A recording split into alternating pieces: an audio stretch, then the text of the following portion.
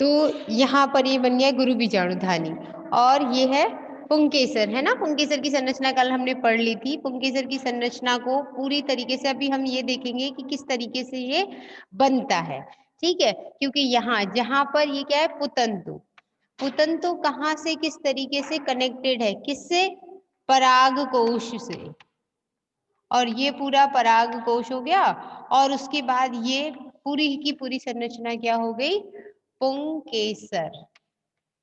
इसी को अंग्रेजी में क्या कहते हैं, एंड्रोशिया।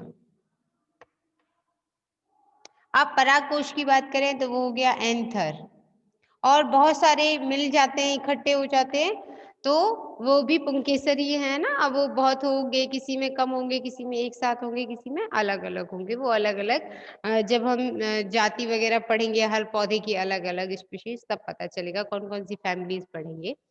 फिलहाल के लिए हो गया परागकोश और ये हो गया पुतंतु। परागकोश और पुतंतु जहां से जुड़े हुए होते हैं उस स्ट्रक्चर को हम क्या कहते हैं, कनेक्टिव या योजी, ठीक है। तो इतना तो कल हमने पढ़ लिया था। अब हम आगे ये पढ़ेंगे कि इसकी संरचना बनती किस तरीके से है। देखो सीधी सी बात है भाई, सबसे पहले ये विविज्योतक हो गया। विविज्योतक के बाद जब ये संरचना बनना शुरू होती है यहाँ से, अभी हम बाह्यदल पुंज दल पुंज के बारे में बात नहीं करें, केवल एंथर पे फोकस करें, तो इसकी संरचना इस तरीके से यूं बनेगी और बनने के बाद ये पहले एक ही बनती है इस तरीके से, ये यानी कि इसमें कोई पाली नहीं होगी। फिर धीरे धीरे क्या होगा, ये दो पालीवत हो जाती है। दो पालियों का मतलब एक लोब ये बन गई, एक लोब ये बन गई, ठीक। अब ये दो पालियां बन गई, हालांकि बराबर होती है। अब इन दो पालियों के बीच क्या होगा, फिर धीरे धीरे यहाँ से ये अंदर की तरफ इकट्ठा होंगी। अंदर की तरफ जब आना शुरू होगी तो इसके बाद ये द्विपालीवत संरचना होने के साथ साथ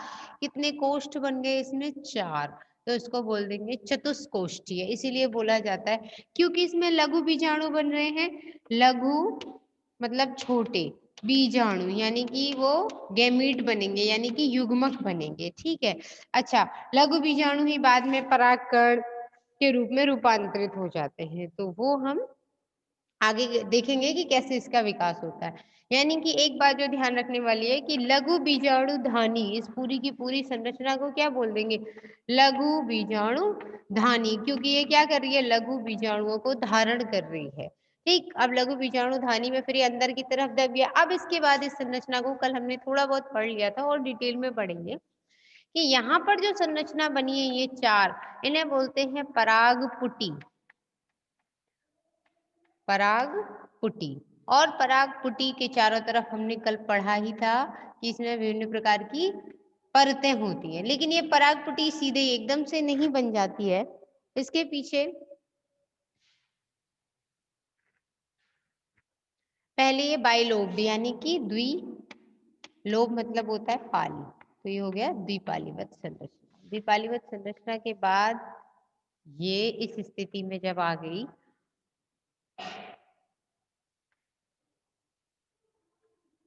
तो इस स्थिति में आने के बाद अब ये जो संरचना है यहाँ पर होता क्या है, पहले तो सारे के सारे यहाँ पर तो क्या होगा, सघन जीव द्रव्य वाली कोशिकाएं होंगी क्योंकि ये योजी वाला स्थान है, ये पुतंतु है जो कनेक्टेड है इससे। अब उसके बाद यहाँ पे बहुत सारी कोशिकाएं होंगी। इन कोशिकाओं में से कुछ कोशिकाएं प्रप्रसूतक बोली जाती है,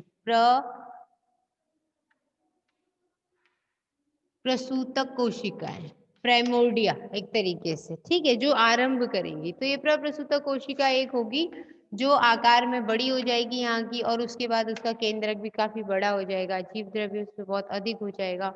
और उसके बाद फिर ये दो तरीके का विभाजन करेगी, दो कोशिकाएं बनाएगी, जिनमें से एक तो बना देगी भित्ति के निर्माण में लग जाएगी, और दूसरी जो है वो यहाँ पर पूरी पराग पुटी के अंदर फैल जाएगी, और फिर उसको हम बोलेंगे बीजाणु जन कोशिका। अब बीजाणु जन कोशिका जो है वो फिर आगे विभाजित होगी, और बीजाणु वो भी फिर क्या करेगी, आकार में बड़ी होगी और जीव द्रव्य उसका सघन हो जाएगा, और फिर वो कहलाएगी बीजाणुजन मात्र कोशिका। या अब बीजाणु नहीं कहेंगे क्योंकि हमें अच्छे से पता है ये लघु बीजाणु धानी है और यहाँ लघु बीजाणु ही बनेंगे, तो हम इसको बोल देंगे लघु बीजाणु जन मातृ कोशिका, ठीक, लघु बीजाणुओं को अब ये बनाएगी। अब लघु बीजाणु जब बनेंगे तो उसकी सीधी सी कहानी है, अब यहाँ पर क्या होगा, इसमें अर्धसूत्री विभाजन होगा और अर्धसूत्री विभाजन के फलस्वरूप क्या होता है, कोशिकाएं बनती है कितनी, 4। ठीक, अब यहाँ पर ध्यान देने वाली बात है, वैसे तो अर्धसूत्री विभाजन से सभी फैमिलियर होते हैं, थर्ड ईयर में सबको पता होता है, लेकिन फिर भी कुछ छोटी सी बात है जो बताना बहुत जरूरी है आप लोगों को, कि देखो अर्धसूत्री विभाजन में भी कई तरीके से होता है। जैसे मेज है, मेज मतलब जिया मेज, जो मक्के का पौधा है उसमें अलग हिसाब है और बाकी जो पौधे हैं उनका अलग है। क्यों? क्योंकि देखो एक कोशिका है, इसका केंद्रक है, ये आपको पता है। पहले केंद्रक के अंदर यहाँ गुणसूत्र होंगे, फिर ये गुणसूत्र क्या होंगे, धीरे धीरे ये सेंट्रोसोम अगर है, सेंट्रोसोम किसके अंदर होता है, तारक काय जंतु में। ये तो कोशिका अपन कौन सी पढ़ रहे हैं, पादप, तो पादप के अंदर कौन सी होती है, सेंट्रोसोम नहीं होता है, तो उसमें एम्प्टी ओसी होता है, माइक्रोट्यूबुल ऑर्गेनाइजिंग कॉम्प्लेक्स। ठीक है, लंबी लंबी नलिकाएं इकट्ठी होकर के सेंट्रोसोम की तरह काम करती हैं, जो बाद में स्पिंडल फाइबर्स बनाएंगी। तो अब क्या होगा, ये इधर की तरफ स्पिंडल फाइबर बाद में, क्योंकि आपको पता है अभी हम क्या पढ़ रहे हैं, मियोसिस पढ़ रहे हैं, है ना। तो मियोसिस के अंदर क्या होगा, फर्स्ट मियोसिस चलेगी, फिर सेकंड मियोसिस चलेगी। तो सीधी सी बात है, आपको पता है ये पेयरिंग वगैरह हो जाएगी यहाँ इसकी, और पेयरिंग होने के साथ साथ फिर ये तो अब हम शॉर्ट में पढ़ लेते हैं ना, क्रॉसिंग ओवर, क्याजमेटा जो भी बनेगा उसको हम शॉर्ट में, प्रोफेज फर्स्ट को हम शॉर्ट में ले रहे हैं। और उसके बाद फिर क्या होगा, ये यहाँ पर जो जोड़े के गुणसूत्र हैं वो इस तरीके से इकट्ठे हो जाएंगे, और इकट्ठे होने के बाद ये स्पिंडल फाइबर्स यहाँ आएंगे, और फिर ये हो गई मेटाफेज फर्स्ट, क्योंकि प्रोफेज को हमने शॉर्ट में बता दिया। ठीक है, लैप्टोटीन, जाइगोटीन, पैकेटीन, वो सब अपना पे टॉपिक नहीं है। अभी क्या है इंपॉर्टेंट बात, कि ये जब इकट्ठा होगा, अब इसके बाद क्या होगा, एनाफेज फर्स्ट आ गई। एनाफेज फर्स्ट के बाद क्या है, ये दोनों अलग अलग पोल्स पर चले गए, हाफ हो गए ना क्रोमोसोम नंबर, यहाँ कितने थे, 4 थे, फिर इधर 4, फिर इधर 4, अभी क्या हो गए, 2 हो गए। अब यहाँ पर डिपेंड करता है, हर बार एक जैसी कंडीशन नहीं होती, कहीं कहीं पर कैरियोकाइनेसिस तो चल ही रहा है, कहीं पर साइटोकाइनेसिस होती है और कुछ प्लांट्स में नहीं होती है। जैसे जियाबेस की बात करें तो उसमें क्या होगा, पहले 2 में बदल जाएगी, ये अलग अलग हो गई, ये टेलोफेज फर्स्ट हो गई पूरी। अब टेलोफेज फर्स्ट के बाद क्या होगा, ये अलग होने के बाद 2 सेल बन गई ना, हाफ हाफ क्रोमोसोम नंबर वाली।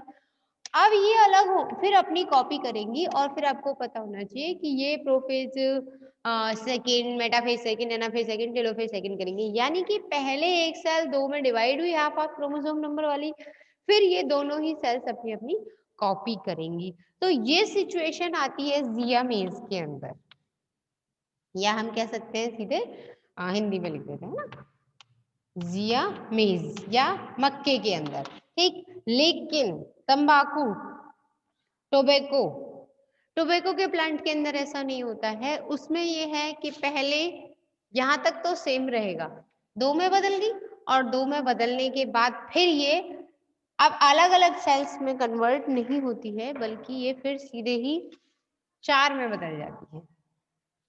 यानी कि यहाँ से अब ये फिर से डबल अपनी कॉपी बनाएंगे, ऐसे ये एक ही के अंदर रहेंगे, किसी भी तरीके की कोई वॉल वगैरह नहीं बनेगी, भित्ति नहीं बनेगी। तो इस स्थिति में फिर एकदम से अचानक से होता है, जब प्रोफेज, मेटाफेज, एनाफेज, टेलोफेज सब कुछ हो गया, तब ये 4 में डिवाइड होगी टोबैको के अंदर, ये सिचुएशन है।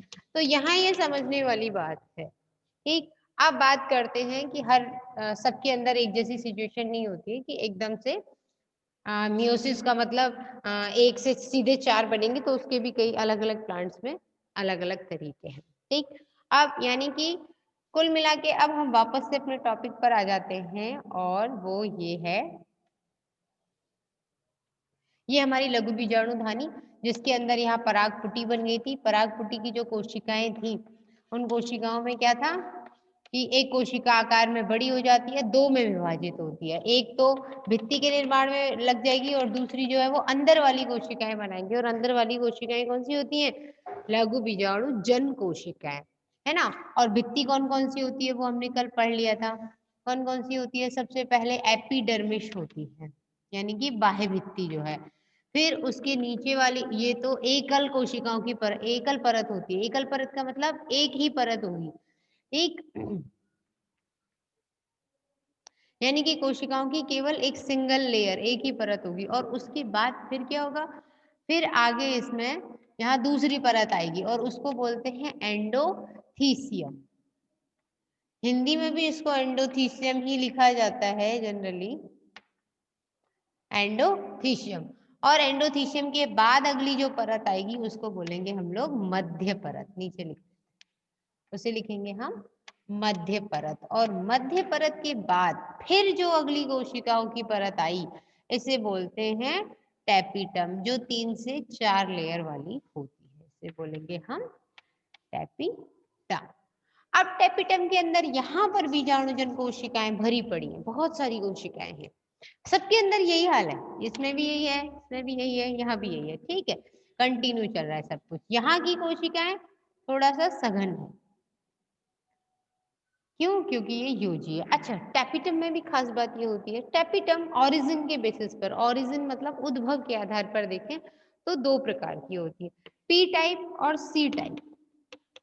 पी मतलब जो पैराइटल, पेरीफेरी मतलब होता है परिधि, तो परिधि की इन कोशिकाओं के आधार पर, यहाँ पर जो कोशिका बनी थी ना परिधि, जो भित्ति बनाने के लिए उद्भव हुआ था जिसका, वो कोशिका टैपिटम बनाती है ना, तो उसे बोलते हैं हम पी टाइप की टैपिटम।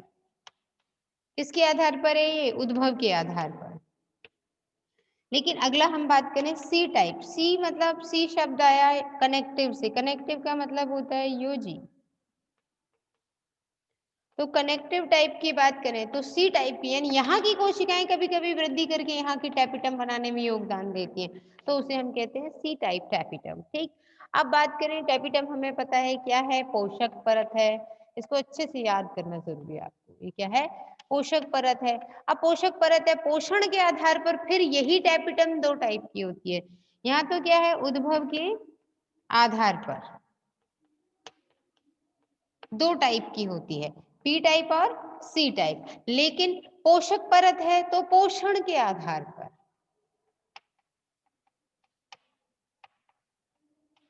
पोषण के आधार पर ये होती है 2 प्रकार की। कौन कौन सी? या तो ग्रंथिल होगी, यानी कि कोशिकाएं जहां हैं वहीं से स्रावित कर रही हैं पदार्थों को, पोषक तत्वों को, जिसमें कार्बोहाइड्रेट, वसा, प्रोटीन, ये सारी चीजें होती है, ग्रंथिल हो गई। क्यों? क्योंकि वो ग्रंथि की तरह से स्राव दे रही है। दूसरी, ग्रंथिल के बाद अमीबीय। अमीबीय का मतलब है जो अमीबा की तरह, यानी कि कोशिका खुद अपनी जगह छोड़ के यहाँ ऊतक के बीच में जाएगी, अमीबिया की तरह गति करते हुए यहाँ जाके फट जाएगी, और फटने के बाद यहाँ से उसके अंदर जो भी पोषक पदार्थ हैं वो सब किसको मिलेंगे?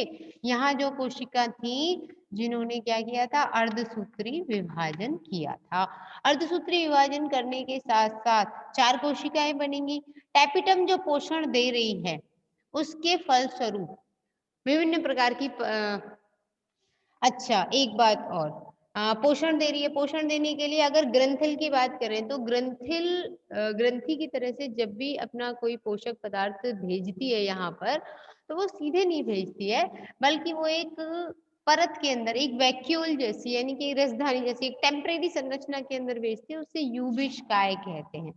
पहले जब बना नहीं होता है तो उसे प्रोयूबिश कहते हैं, फिर बाद में उसी को यूबिश-काय कहते हैं, और ये यूबिश-काय फिर बाद में जाकर के इस लघु बीजाणुओं को, ये लघु बीजाणु 4 हैं जो 1 2 3 4, इसके चारों तरफ एक परत बनाती है और इस परत को हम बोलते हैं स्पोरोपोलिन। और ये स्पोरोपोलिन जो होता है वो बहुत ही ज्यादा हार्ड कवर है, इतना कठोर होता है कि ये किसी भी जीव को नुकसान पहुंचा सकता है, एलर्जी कॉज कर देता है, मानव के अंदर एलर्जी हो जाती है, अस्थमा वगैरह की बीमारियां हो जाती हैं इसी स्पोरोपोलिन की वजह से। इसके अलावा स्पोरोपोलिन इतना कठोर है कि 10 साल तक, 20 साल तक कोई कोई इसका कुछ नहीं बिगाड़ सकता, ना ज्यादा सर्दी में गलेगा ना ज्यादा गर्मी में गलेगा, यानी वातावरण का इस पर कोई प्रभाव नहीं पड़ता है। तो यहाँ से आगे जाकर के क्या बनेंगे, परागकण बनेंगे, तो वही परागकण क्या करेंगे, इसको सुरक्षित रहेंगे स्पोरोपोलिन। लेकिन ये अभी नहीं बनाएगा, इसके चारों तरफ कैलोज की लेयर होगी, वो कैलोज लेयर गल जाएगी, गलने के बाद ये सब के सब लघु बीजाणु, अभी ये क्या है, चतुष्क अवस्था है।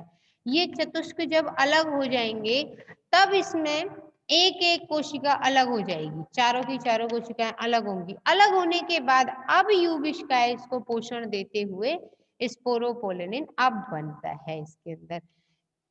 और अब ये क्या बोला जाएगा, जो अब तक लघु बीजाणु बना बोले जा रहे थे, अभी उनको हम क्या बोलेंगे, पराग कण बोलेंगे। आगे इसमें भी कोशिका विभाजन होगा, लेकिन पहले ये समझना जरूरी है कि यहाँ जो कोशिकाएं थी उन्होंने अभी, यहाँ एक कोशिका थी जिसने दो कोशिकाएं बनाई और समसूत्री विभाजन किया। एक जो कोशिका थी उसने तो भित्ति बनाने में योगदान दे दिया, चारों भित्तियां बनाने में, और एक जो थी वो बीजाणु जन कोशिका बनाने में आ गई काम।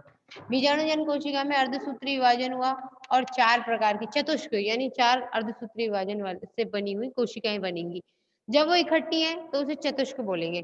चतुष्क के फिर प्रकार होते हैं अलग अलग प्रकार के। कुछ पौधे ऐसे होते हैं जिनमें ये रेखीय क्रम में होते हैं, कुछ ऐसे हैं जिनके अंदर ये टी आकार में होते हैं ऐसे, कुछ ऐसे हैं जिसमें ये चार अलग अलग तरीके से एक ही तल में है, कुछ ऐसे हैं जिनके अंदर ये घनाभ के क्रम में है, यूं, यानी दो आगे और दो पीछे, और इधर क्या है, दो ऊपर और दो नीचे। इस तरीके से अलग अलग पौधों में अलग अलग तरीके का चतुष्क बनता है। चतुष्क को ही अंग्रेजी में टेट्राड बोलते हैं। इसके चारों तरफ परत होती है, उसे क्या बोलते हैं, कैलोज। जब ये कैलोज की परत घुल जाती है, कैलेज एंजाइम स्रावित होता है टेपिटम के द्वारा, और फिर ये चार अलग अलग बन जाते हैं। अब ये चार जब अलग अलग बनेंगे तब यहाँ से जो टेपिटम से स्रावित हुआ प्रोयूबिश यूबिश में बदला, और यूबिश अब इसके चारों तरफ स्पोरोपोलेनिन का कवर बनाएगा। अब ये स्पोरोपोलेनिन के कवर के साथ साथ इसमें क्या है, आधी कोशिकाएं आधे गुणसूत्र हो चुके हैं, ठीक है। अब इसकी संरचना में क्या होगा, अब इसकी संरचना पढ़ते हैं हम अच्छे से, ठीक है। यहाँ पर ये है एक ही केंद्रक है, ये एक केंद्रक अर्धसूत्री विभाजन के फलस्वरूप बना हुआ है, यानी इसमें गुणसूत्रों की संख्या कितनी है, आधी है। अब ये क्या हो गया, डबल में कन्वर्ट होगा, क्योंकि अभी क्या करेगा, समसूत्री विभाजन। समसूत्री विभाजन के बाद दो कोशिकाएं बनती हैं, जिनमें ज्यादातर एक कोशिका छोटी और दूसरी बड़ी होती है। जो कोशिका बड़ी होती है वो कायिक होती है। कायिक क्यों, क्योंकि वो जनन में भाग नहीं लेती है। फिर कौन सी कोशिका लेती है, जनन कोशिका, ये रही, ये जनन कोशिका है।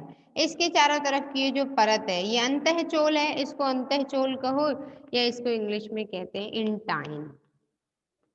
इंटाइन को ही क्या बोलेंगे, अंतःचोल। चोल मतलब कवर होता है, अंत मतलब अंदर वाला। बाहर जो कवर बना ये स्पोरोपोलेनिन का, ये बहुत ही कठोर होता है, ये होता है एक्साइन। एक्साइन का मतलब होता है बाह्य चोल,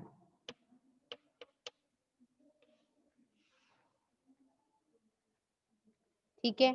अब बाह्य चोल क्या है, स्पोरोपोलेनिन है।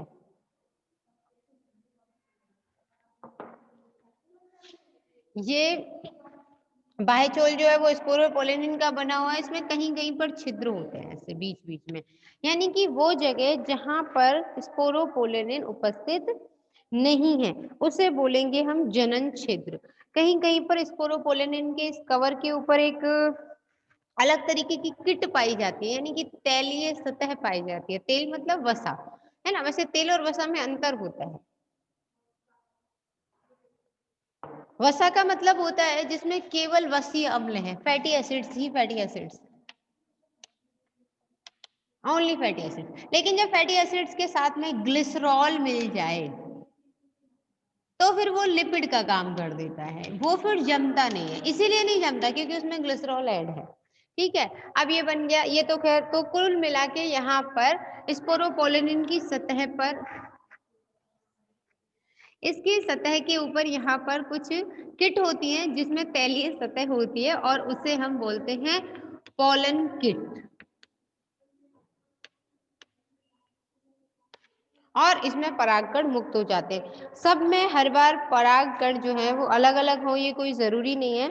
आपने आग का पौधा देखा होगा, कैलोट्रोपिस प्रोसेरा, आग जिसे साधारण भाषा में अकौआ कहते हैं।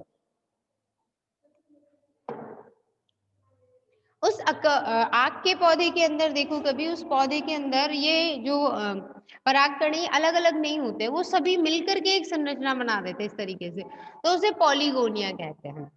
यानी कि जिसमें सभी परागकण एक साथ इकट्ठे हैं, कभी अलग ही नहीं होंगे, ये बस्ट नहीं होंगी यहाँ से बाहर, इकट्ठे के इकट्ठे रह जाते हैं, तो वो हो गई पॉलीगोनिया। और पॉलन किट समझ आया है? पॉलीगोनिया तो ये हो गई जिसमें परागकण इकट्ठे रहते हैं, बिल्कुल समूह में रहेंगे, वो तो होती है पॉलीगोनिया। और पॉलन किट क्या होती है? स्पोरोपोलिन के चारों तरफ वसा या तेल की जो परत होती है, एक सतह बन जाती है, ठीक है। और उसके बाद क्या होगा, जहां जहां पर स्पोरोपोलिन नहीं है उस जगह पर छिद्र बन जाते हैं, उसे हम बोल देते हैं जर्म पोर या जनन छिद्र। ये जनन छिद्र हो गए। अब बात करें कि ये जनन छिद्र क्या करेंगे, क्योंकि आगे क्या होगा, ये बाह्य परत, ये एंडोथीसियम, एपिडर्मिस के यहाँ पर ये जो जहां पर पाली बनने के बाद पुटी बनी है ना, पराग पुटी अलग हुई, क्योंकि ये संरचना क्या है, द्विपालीवर, एक पाली ये हो गई और एक पाली ये हो गई, दो पाली हो गई और चार कोष्ठ हो गए। तो ये चार कोष्ठों को अलग करने वाली जो संरचना इधर, यहाँ ऑपरकुलम सेल्स यानी कि लिप मतलब होठ जैसी ओष्ठीय कोशिकाएं होती हैं, जो वातावरण की नमी ग्रहण करने के बाद फट जाती है, और फटने के बाद यहाँ से लिबरेट होंगे, मतलब यहाँ से ये इकट्ठे सॉरी अलग अलग हो जाएंगे, छूट जाएंगे, ठीक है। तो इसे क्या बोलेंगे हम, पराग कण। आपको पता होना चाहिए, बहुत सारे जंगलों में जब कुछ पौधे ऐसे होते हैं ना कभी कभी कि उनका सबका पॉलन एक साथ फूटेगा, मतलब कोई ऐसा जंगल है जिसमें सभी पेड़ एक ही तरीके के हैं, तो वहां पर जब एक साथ परागकण छूटते हैं तो दूर से देखने पे ऐसा लगता है जैसे जंगल में कोई आग लग गई है, क्योंकि वो लाल रंग का धुआं जैसा, पीला और लाल रंग का धुआं अलग से निकलता है, ऐसा प्रतीत होता है जैसे आग लग गई हो जंगल में। पलाश वगैरह ढाक के जो पौधे होते हैं उनमें ऐसा हो जाता है कई बार। दूसरी चीज, कई बार एलर्जी हो जाती है, अस्थमा वगैरह दे देते हैं ये, क्योंकि स्पोरोपोलिन बहुत ही ऐसी कठोर रसायन का नाम है जो हमें बहुत ज्यादा नुकसानदायक, कई बार त्वचा पर भी एलर्जी कॉज कर देते हैं ना। अब इसके बाद बात करते हैं कि इस पॉलन ग्रेन की कहानी जो है, पॉलन ग्रेन मतलब परागकण, ये परागकण हमेशा द्विकोशिकीय अवस्था में हो, कोई जरूरी नहीं है। देखो अलग अलग पौधों का अलग अलग हिसाब है, कुछ पौधों में त्रिकोशिकीय अवस्था हो जाती है, यानी ये जनन कोशिका फिर दो कोशिकाओं में विभाजित हो जाती है, तो वो तो हो गई त्रिकोशिकीय अवस्था, यानी कि तीन कोशिकीय अवस्था में परागकण निकलता है। ज्यादातर पौधों में ऐसा ही होता है, लेकिन कुछ पौधे ऐसे भी हैं, अच्छा एक बात और, जिसमें परागकण में यहाँ पर, ठीक ये तो हो गई त्रिकोशिकीय अवस्था, लेकिन कुछ पौधे ऐसे हैं जो कि परागकण जाकर के आगे अंकुरित होगा पराग नलिका में या फिर वर्तिकाग्र के ऊपर, क्योंकि यहाँ से आगे ये कहाँ जाएगा, गुरु बीजाणुधानी में। गुरु बीजाणुधानी क्या होती है, जिसे जायांग कहते हैं, वही गुरु बीजाणुधानी है। गुरु मतलब बड़ा, है ना, बीजाणुधानी मतलब जो बीजाणु को धारण करे, बड़े बीजाणु को धारण करे, वो गुरु बीजाणुधानी। तो इस वर्तिकाग्र के ऊपर जाकर के ये गिरेगा। गिरने के बाद कुछ ऐसे भी होते हैं जिनमें आगे जाकर के ये जर्म पोर, ये जो जनन छिद्र है जहां पर स्पोरोपोलिन नहीं था, यहाँ भी हो सकता है, यहाँ भी हो, इस जर्म पोर की सहायता से, इस जनन छिद्र की सहायता से, ऊपर वाला तो स्पोरोपोलिन कठोर है, वो तो कुछ करेगा नहीं, अंतःचोल जो है इंटाइन, वो आगे जाकर के एक पराग नलिका बनाएगा। इस पराग नलिका में गिरने के बाद भी कई बार ये जो जनन कोशिका का केंद्रक है वो यहाँ जाके विभाजित हो जाता है। तो अब जब केंद्रक यहाँ विभाजित होगा तो इसका मतलब क्या है, जब ये यहाँ से गिरा होगा, यहाँ से मुक्त हुआ होगा लघु बीजाणुधानी से, तो ये द्विकोशिकीय अवस्था में रहा होगा, तभी तो जाकर के वहां केंद्रक बना है, तभी तो फिर ये त्रिकोशिकीय अवस्था आएगी। लेकिन तब तक क्या होगा, ऊपर वाली कायिक कोशिका गलने लग जाएगी। ठीक, तो अब बात करते हैं कुछ कोशिकाओं में क्या होता है, त्रिकोशिकीय और रिजॉइन, रिजॉइन कर लीजिए आप।